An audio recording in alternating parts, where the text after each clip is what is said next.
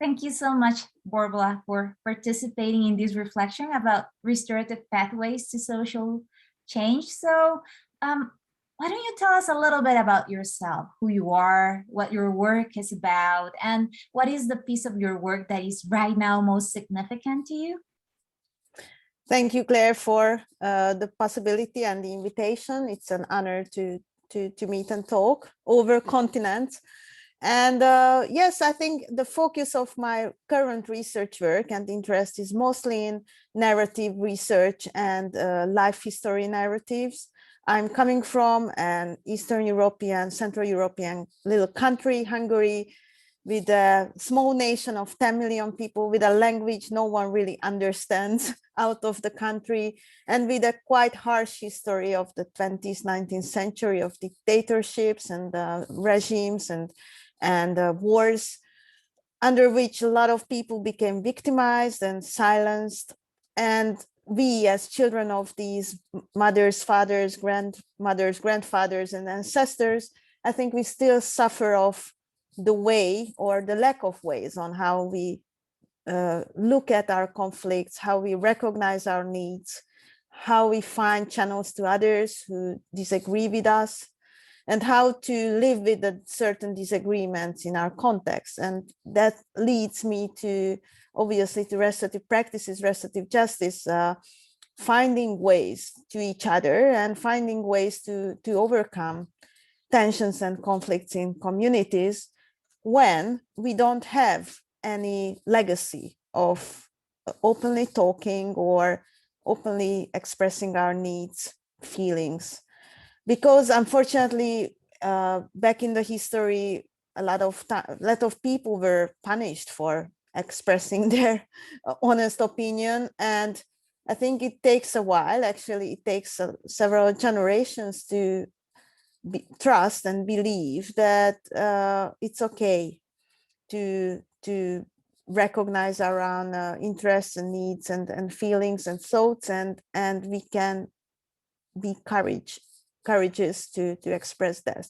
So my research interest is mostly focusing now on ordinary people living in Hungary and their history of their birth or their ancestors' legacy, and better understanding why they have the current personality and what traits led them here, what more macro social historical events impacted their decisions, their culture, their patterns regarding conflict resolution, and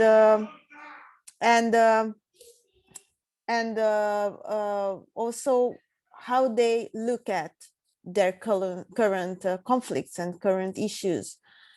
Because I think that once we better understand these life histories, and by the way, one of the professors and researchers methodologies that I really, really admire in this field is called Professor Ivor Goodson from the UK.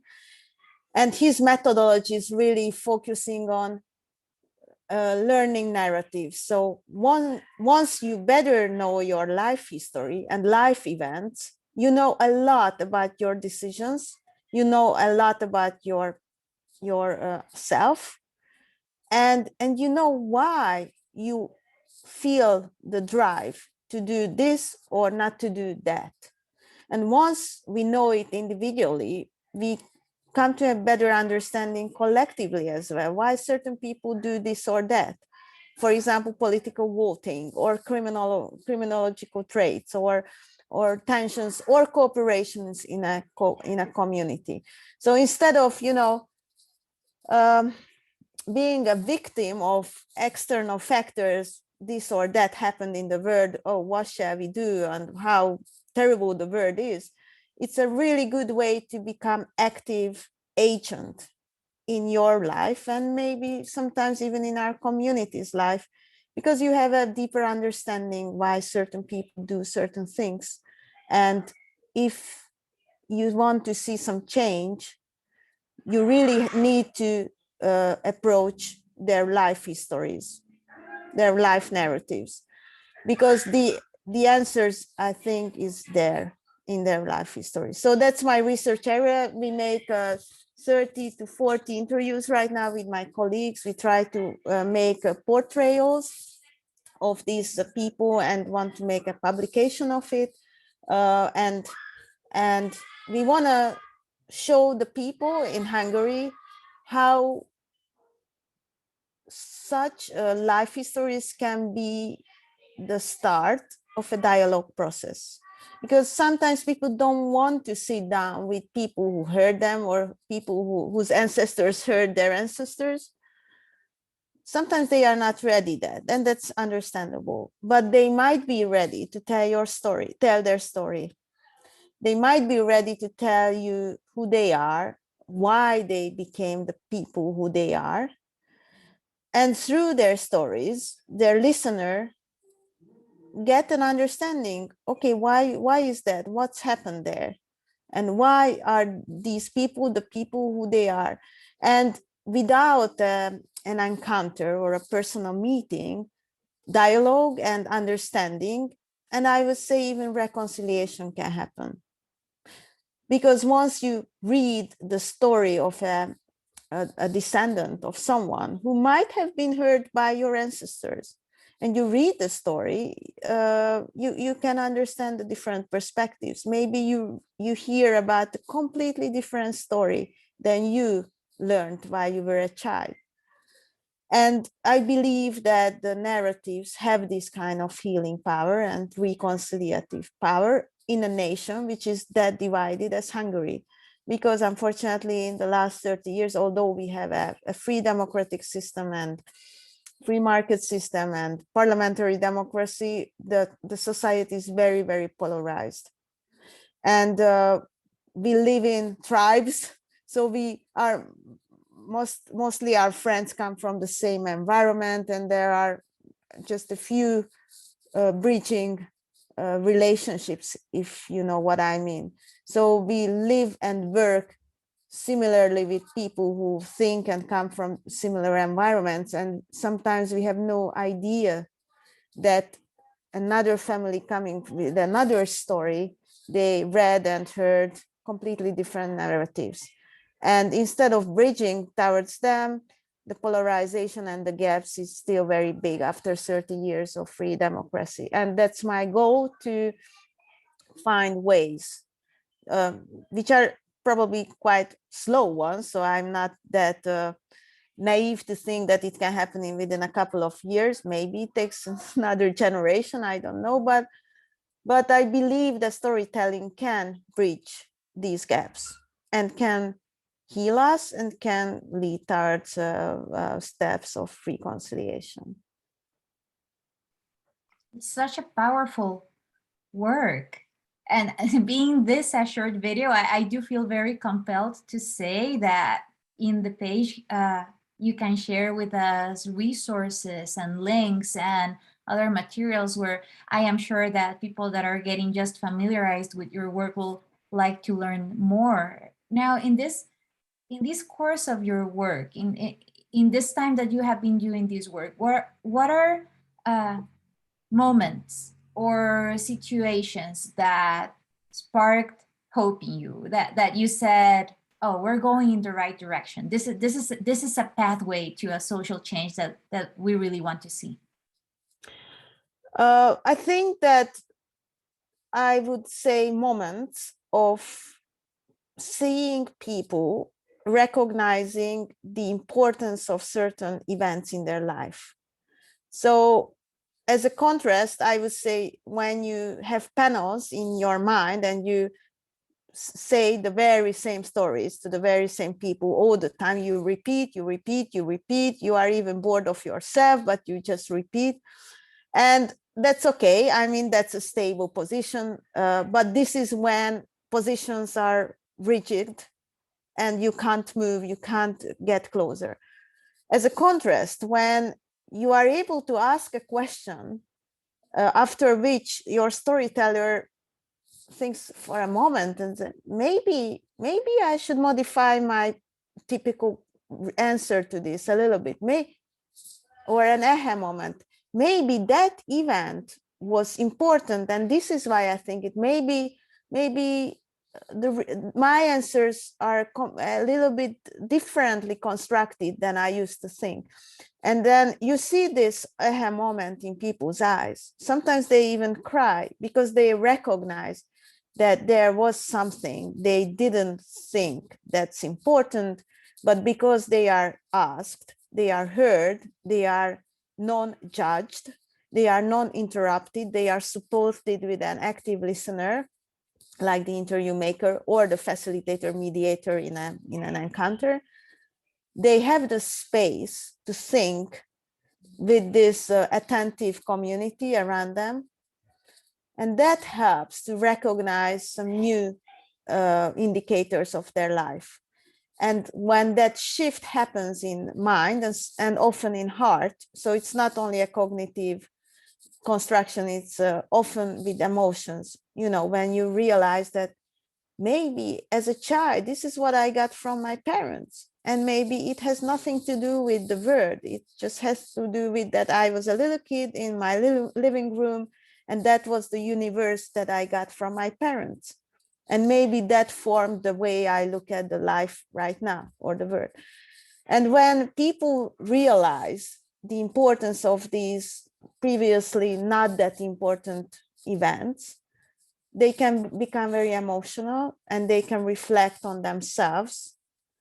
Sometimes they can say, I'm sorry, I was wrong, I didn't know, I didn't recognize. Now I know, now I see it from another perspective. And I think because I'm also a mediator, these moments when people say, I'm sorry, I never saw that this thing can be looked from another perspective. And now I understand what you are talking about, or at least I understand it a little bit more. And I accept that there are different truths and there are different ways through which we can look at reality. Those moments really fill me up. I mean, I can also become very emotional because then I feel, okay, you feel like you moved a big stone, a huge stone, and okay, it's impossible to move, forget and walk away. But no, you trust, you do it, you try to do from here, from there, and then the stone just moves 1 centimeter, and then wow. So there is a point to do it. And how many hours or days or weeks or years needs to be done, or how many questions needs to be raised, I have no idea. Sometimes I feel like it's a too big stone, but sometimes it's so easy. I mean, this is what we do when we meet unknown people. We influence them, we create new relationships, and again, the communications power. So you can have 5 minutes of conversation with an unknown person of nothing, shallow topics. No one will remember, not interested in at all. You will go away and that's it. And you can spend the very 5 minutes with a way of listening and sharing that will guide you until the end of your life. And the difference between the two types of 5 minutes is what kind of questions you have and what kind of presence you have with that other person. That's what I believe.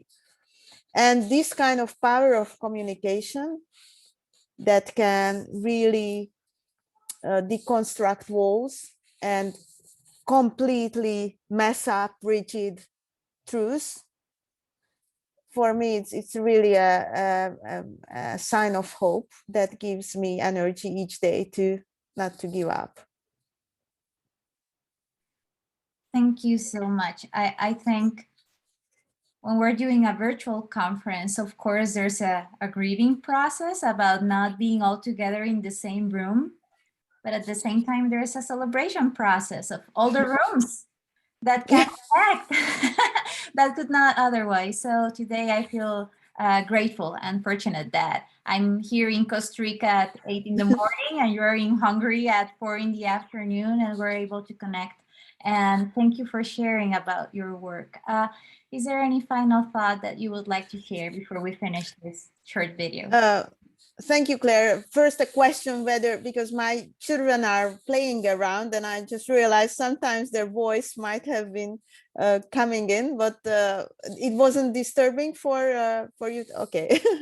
They are also sharing the space now with us. And I also wanted to mention that I'm about publishing about this work in the IIRP presidential paper. We are under the editing phase, so let's hope that within a month or two it can be out. It's called Bruising and Healing and the Power of Dialogue. So I try to write a little bit about these ideas and then the cases of my field work. So that's why I thought to share, maybe if someone is interested in reading more about these methods and experiences, then that's the content of the article. And otherwise, I'm just really looking forward to meeting all the others virtually, and also hoping that whoever watches this video also finds their own joys or little moments of magic that keeps us on this track when there are difficulties and sometimes maybe challenges, and we raise the question, why are we doing it? I think it's really for the human relationships that we can build, and everyone can build who is over there. So that's my hope, and my wish for everyone, including you, Claire. Thank you. We share that hope. So thank you so much. I hope you have a really good day.